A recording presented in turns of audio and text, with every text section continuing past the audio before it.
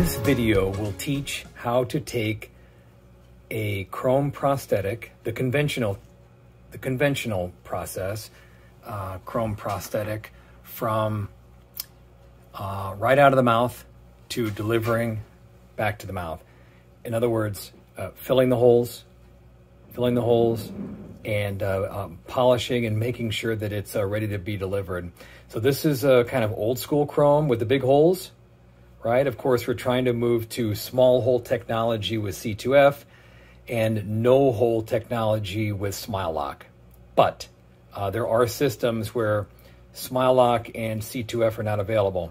So let's go through this process and show just how simple it is to take a prosthetic that just came out of the mouth. So this one this was the upper today, and now we're going to do the lower. Okay, so let's go. We're going to go through the whole process, record it so that people can learn just how simple this is. And with Chrome GuidedSMILE, you really don't need much chair side support, you know, especially after you learn the surgical process, how the Chrome Guide works. So this just came out of the mouth. Now the doctor did a really nice job of filling in these voids around the temp cylinders. These happen to be all straight, so you can just see the accuracy of this. Extremely accurate surgery, especially when they're all straight. So this case is just about ready to deliver, almost, but there are some voids. You can see the voids around the temp copings that we have to fill. We have to fill the voids here where the carrier guide pegs oriented the prosthetic in the mouth, right?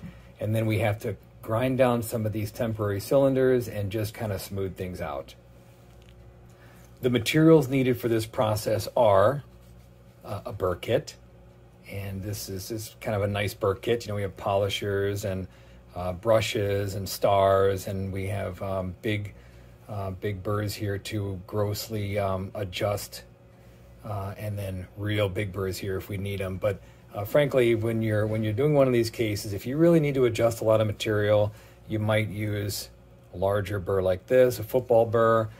But most of the time we're using this kind of burr, a fluted burr, or sometimes a little BB burr if we need to clean out and actually to make some ports. So you don't have to have a lot of burrs. And so burr kit, I always want to, of course, clean the prosthetic before we start working on it. Soak it in some Paradex. You will need a handpiece. We use this handpiece here. It's called a three really on. It's a battery operated, battery backup system. It comes with a foot pedal, and it's just very simple to use. It's not too expensive, and it's very portable. You will need some stellar material. So we use, this is pink, and then it also comes in a pretty bright white to dual cure, so very easy to work with. And you'll need some tips, so hold on to all the tips. We actually take lots of tips with us when we go to these surgeries. And those are all the materials. Now, other materials, I'm just going to go through the room real quick as optional materials. You can have a station for polishing, pumice and polishing, optional. You can have a suction unit, optional, kind of nice. It's nice to have air, compressed air, because you really don't want to introduce water to this while you're going through this process, right? Because we're going to be finishing it with acrylic, and you don't want it to be a wet environment. So we like to use air. And you like to have a sink to clean at the end. And it's nice to have a hot water source, because when this is all finished, we like to leave it in some really hot water for a couple of minutes to do the final curing of the acrylic. Okay, let's get started. All right, so the first thing we're going to do is adjust the metal. And with that, it's kind of blinking here, put it on 27. The highest this goes is 30. I'm going to go on 30 because it's really nice to have a nice RPM to adjust metal. So all we're going to do is bring this metal down to the surface of the prosthetic. We're going to reduce the metal down to the pink. Of course, we want to go below the occlusal table. It's okay that you can see a little bit of metal. Actually, it's kind of covered up there, but you'll see at the end, you can see a little bit of metal, and that's okay. But you don't want to have to adjust metal in the mouth. So we're going to take it all the way down so that we don't have adjustment. That's a lower, of course, and this is a regular class, right? So obviously you're not going to touch metal. On the upper, we have to be a little bit more careful with that. You know, if it's going to be an occlusion, then you really don't want to grind metal in the mouth when you're doing your final, you know, equilibration. Okay, so let's adjust some metal. So there's going to be lots of different techniques for doing this, but one of them is I just kind of go right into the middle of the cylinder, and you kind of thin it out. And that way it's a little easier to adjust. Right now it's skinny, and you can adjust it.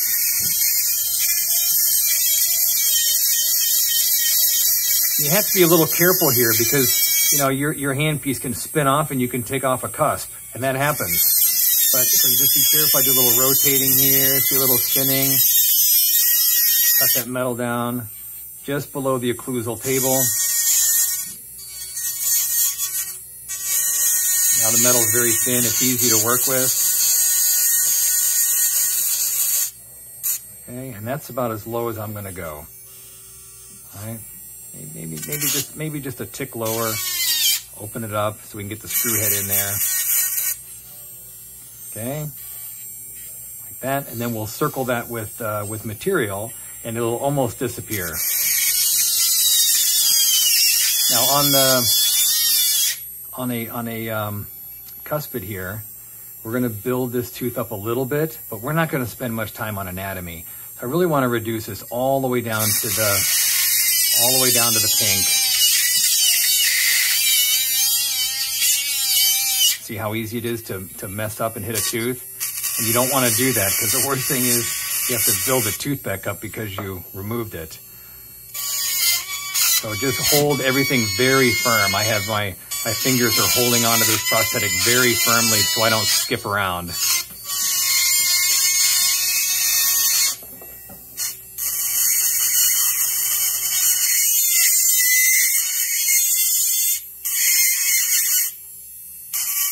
Okay, there we go. Good. I probably could have left that a little bit higher and build the tooth around it. But I want to do this as minimal as possible so that literally anybody can do it. You know, assistant, anybody in the office should be able to do this process of conversion. So on this one, sorry about all that noise. I know it's awful, but I'm going to take this all the way down to the pink, and really won't have to do much at all with this site. If anything, may just adjust it and polish it.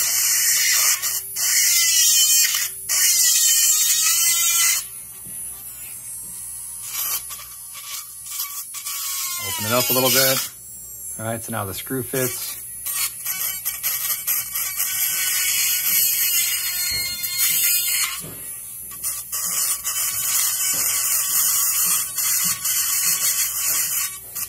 Okay, that looks good. I might take that down a little bit more.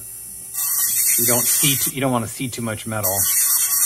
Okay, I'm going to do the same with this one and this one and this one here. This is really nice. So this is really ready to go.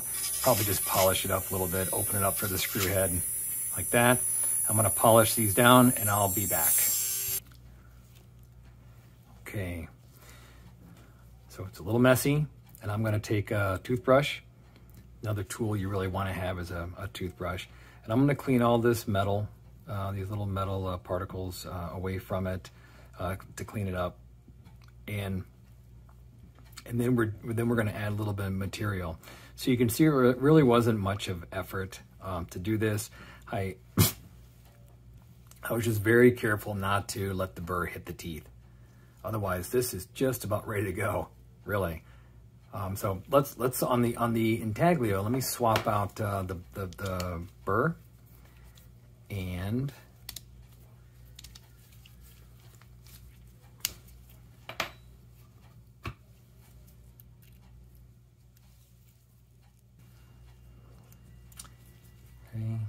And what I chose is a BB burr. You can see this little guy here. All right, it's just a little round burr. And what the round burr does very nicely is it will bore what I would call a port. It'll bore a port. So underneath here, we don't really need to do it. We're just gonna load material around here. But you can see there's a little bit of a void right here. And I want that material to go down inside around that tube and make sure the tube is secured to the prosthetic. So I'm gonna bore a little hole right there. And there you go, you see it dropped in. So that way I can put the tip of the stellar material in here and fill that. There's a big void all the way around here. So same thing. Make it a little bit wider. Now we can inject, and the tip will not fit down in here. All right, so I'm going to just make a little access port right there, and then we'll inject. Okay, we're gonna use a stellar. See right here, it's pink. This material is a 20-second full cure, but a 2-minute working time. So let's backfill. Now this is taking a lot of material, so I'm glad we did this. This was a good one to show. We're backfilling a lot of material down into this hole, this port, and then we're gonna come around to the outside. And I call this the Bob Ross technique, because we want the material to do the work, right? Obviously we don't want to get any material down in the holes, but we're gonna let the material do work. Do you see how it's almost complete by just putting the tip? By just putting the tip here and letting the tip do it, it's almost done. You don't really have to add a bunch of material and then come back and remove it with a burr. That's just a waste of time and energy. So just let the tip do the work. All right, so let's fill this one. Leave the tip way down in there so that it can force, like it's a little bit of a hydro pressure, and it will fill most of this void for you. Okay, you're gonna come around here, and you can leave the tip in it, and it's essentially done. I'll probably just hit it with a little polishing wheel. Okay, finished. Go into this port. You can see it kind of filling the whole area around the whole cylinder where there's a void. It'll fill it up for you. I'm going to come around here on this. We don't want to leave any of the margin of the coping exposed. So you really want to cover it up. And what we don't want to do is load up a lot of material around the outside of this, because then you have to displace tissue when you're seating it. So just a little bit of material, not much. You just want to seal the coping to the prosthetic. That's the goal here.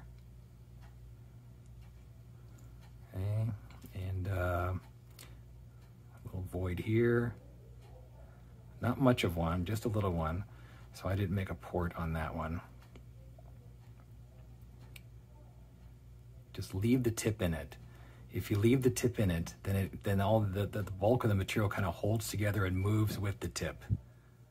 And then you want to fill in the carrier guide ports, 1, 2.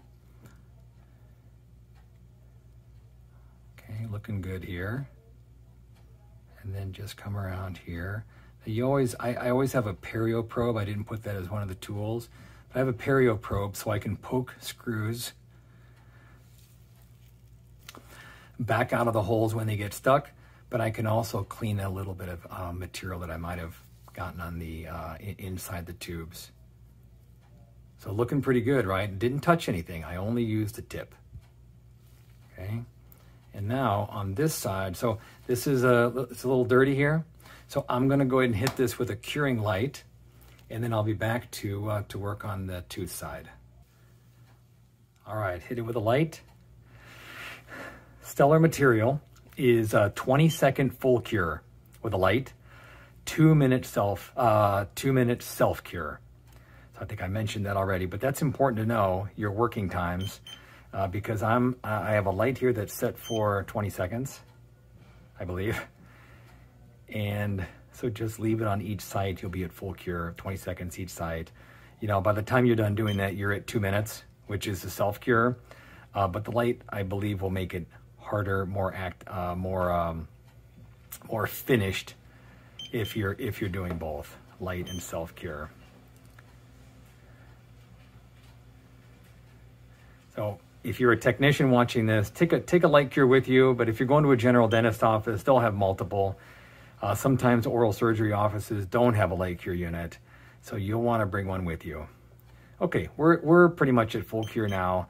So the next step I'm going to do is I'm going to clean up this, clean up all the debris off of this so that we can address the occlusal. Okay, it's cleaned off pretty well. Now let's just have a look at this prosthetic up close and see what we want to address. So I think that this area, they don't need material. This area doesn't need material. This is a pretty easy conversion, right? And if you're a staff member, then you can help control this when you're in the office, when you're in the operatory, picking this up, using a nice amount of material here, so that you're in this situation. Now here, there's a void behind it, so I'm going to add material here, and I'm going to add material here. Otherwise, not a whole lot going on here to convert this. Let me get a tip ready. Now, I've decided to use pink. You could use the white material, but the white material, it's really bright white. Okay, it's not your average. I mean, this is pretty bright, but that's brighter. And so then you end up with 3 colors. You end up with 4 colors. You end up with our pink, you end up with stellar pink, tooth white, and another white. It starts to look a little hodgepodge. So I think it's better to just add pink. Even though you're adding pink here, it's on the occlusal and the posterior. Really, it's okay. It's okay that we're doing that. So let's fill some voids here.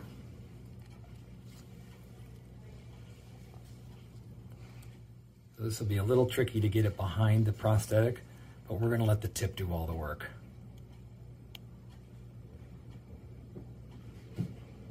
Just like before. Now we're just really reinforcing the tooth is all we're doing. Now you might say, well, now you've got some pink on the lingual of the tooth. Now the tooth's going to turn pink. Maybe it does. This is a lower. I suppose it could be a decision on the technician, the person doing this, of whether you would whether you'd use white or pink. It's totally up to you. I am merely showing the technique of converting. Okay, you see that was all tip work.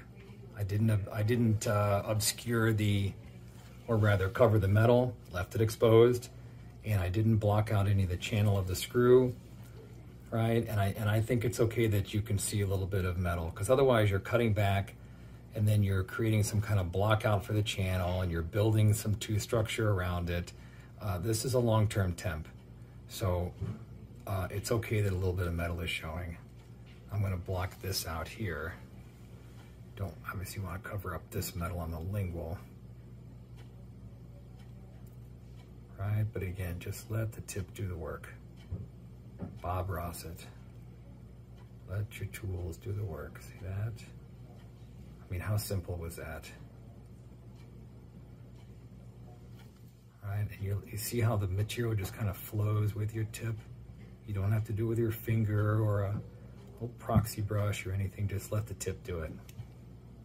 There we go. Now this case could be criticized, I know. I'm going to adjust it a little bit more for these lumps. I think probably if it's a master dental technician, they might look at this and say, oh boy, this could be such a better job. And I agree, could be a better job.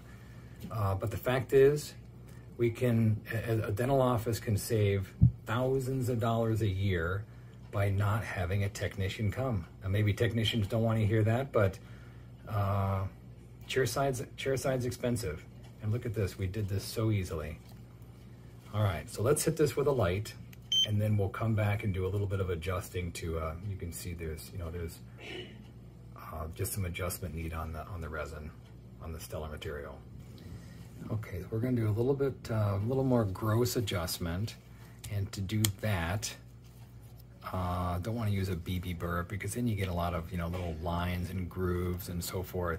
I'm going to use a little bit more aggressive burr, like a medium-sized burr, and the goal here is to flatten this out. I don't want to bulb this area here.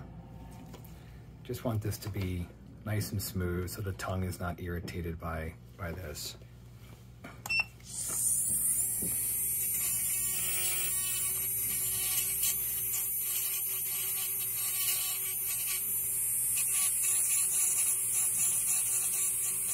Trying to stay away from the metal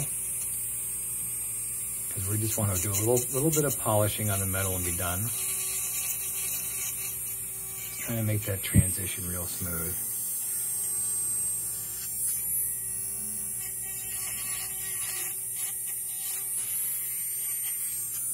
So we have a choice here, right? We could either make this perfect and take time, or we can hand this back to the doctor before he's finished suturing, he or she has finished suturing. And wouldn't that be nice? I mean, think of how long it takes to do an all-on-4 denture conversion with all the issues that come up. With this, I know the doctor's upstairs right now doing bone grafting, and before he is done with his sutures, I'm gonna hand him this prosthetic. He's gonna deliver and he is gonna be happy. Okay, you could do a little bit there, a little bit of reduction there. You could play with these for a long time or a short time. I choose short time. Okay, so the last thing, not the last thing, I'm gonna do a little polishing, but I wanna see how the two come together. Let's see how the occlusion is. This patient had a really deep bite, class 2 occlusion, so we opened her up a little bit. Let me put the midlines right on here. So that's her bite. How beautiful is that, right? Okay, and probably do a little more cantilevering at the final. But let's see if we have any kind of irregular contact here. We don't. So the doctor will do a little bit of equilibration in the mouth. Otherwise, there are no interferences here with what we've done. Nice smile. Okay, so now the last thing I'm gonna do is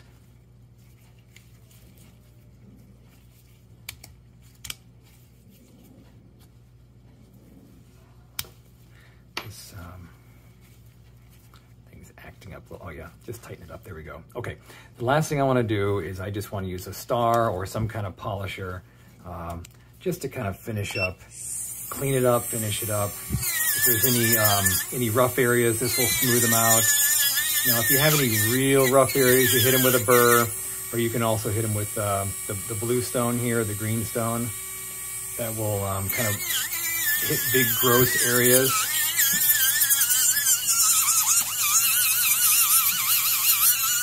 And I know this video is 20 minutes, but I would have done this in about 12 to 15 maybe, from the time it's handed to me from the doctor until I hand it back, 12, 13 minutes. Unless it's, gets really complicated, you need to do a lot of adjustment, that kind of thing. Okay. I'm gonna make sure we don't have any material around the openings here.